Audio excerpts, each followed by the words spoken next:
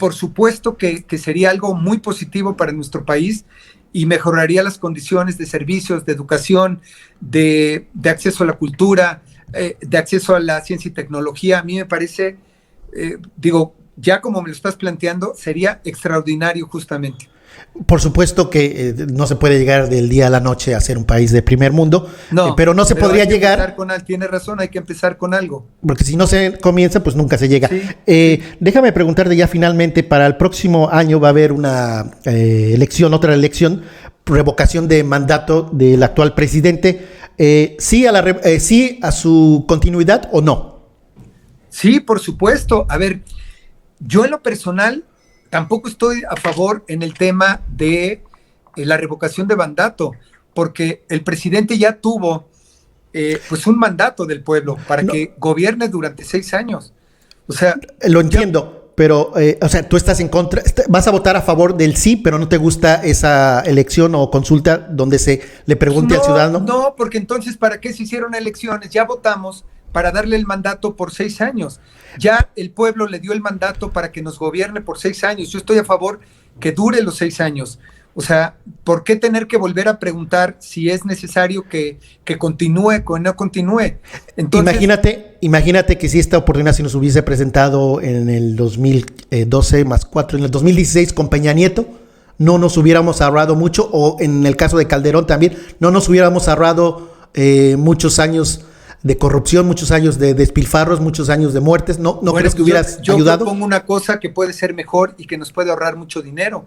¿Qué les parece mejor si hacemos cuatrienios como en Estados Unidos, con la posibilidad de reelección, con una reelección? Entonces, en 4 años nos evitamos que nos hagan daño durante 6 años, y 4 años también son suficientes para demostrar si puedes tener o no.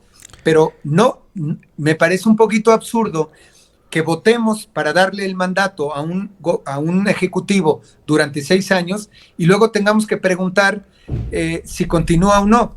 Y que además me parece muy riesgoso para la democracia. ¿Qué hubiera pasado con el ejemplo que tú estás poniendo?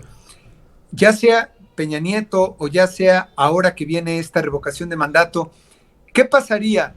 Me gustaría escuchar ahora tu opinión. ¿Qué pasaría si saliera que la mayoría vota que no está de acuerdo en que continúe?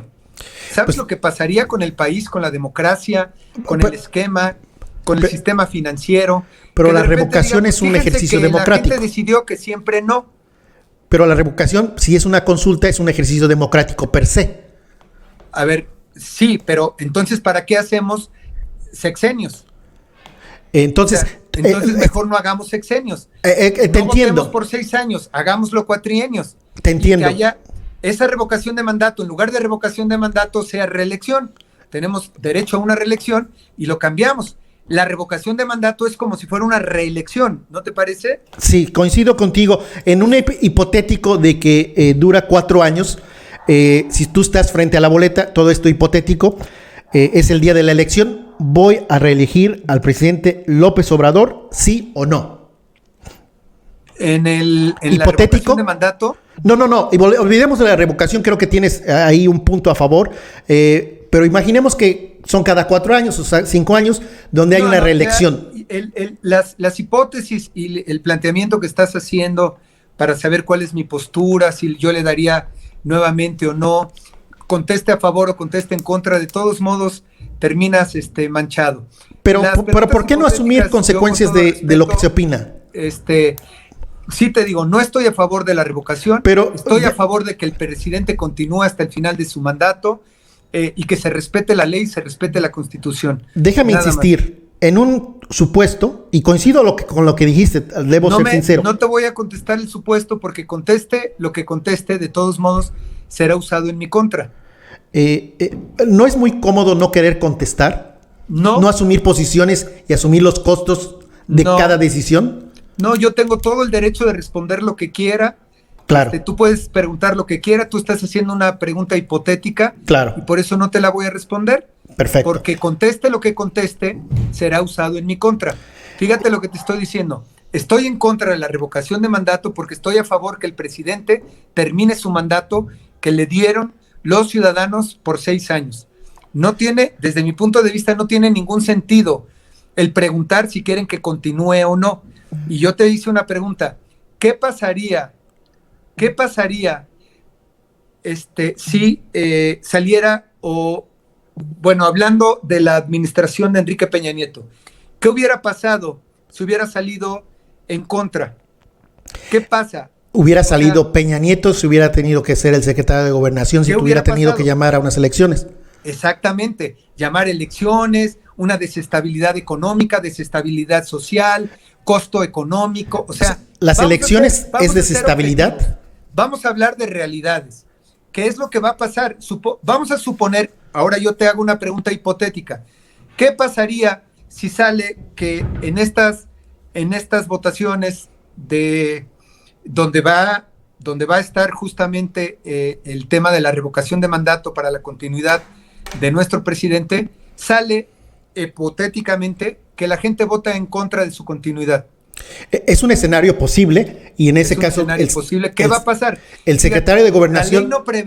La ley no prevé, eso que estás diciendo no, porque la revocación de mandato no está implícita en la Constitución. La ley no prevé qué va a pasar. Hay un vacío. En caso de que el presidente tuviera, por un caso de emergencia o no estuviera, entonces entra justamente el secretario de Gobernación, pero como ya pasaron 3 años, ya pasaron 2 años, no puede haber reelección.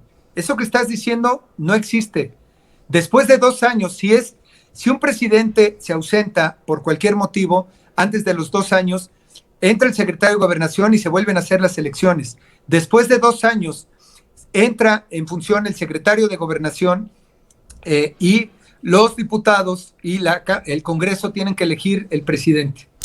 Lo que tú estás diciendo es que más allá del resultado que se dé, quien va a continuar, aún perdiendo López Obrador ese voto de revocación, no tendría que continuar, gane o pierde, él va a continuar porque así está la Constitución, es claro, lo que me estás diciendo. A ver, claro que va a continuar porque el tema de la revocación no está contemplado.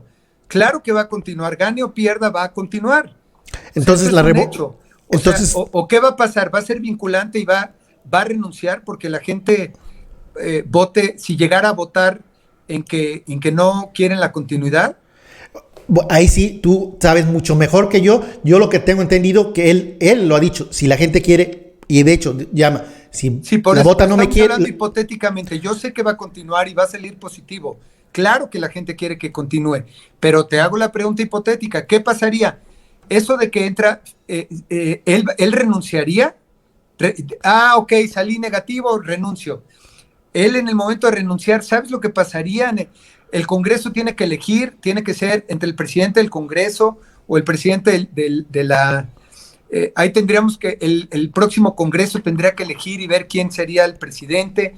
Entonces, no es un tema que esté, o que yo sepa que esté contemplado en la ley, en la Constitución. O sea, eso es lo que yo tengo entendido. Si te entendí, hay un vacío legal y es muy arriesgado. Hay un vacío legal que no está contemplado y eso es delicado. Porque, ¿qué pasaría en el hipotético caso que fuera las elecciones o la revocación de mandato no fueran positivas? Hay un vacío legal en donde no sabemos qué pasaría.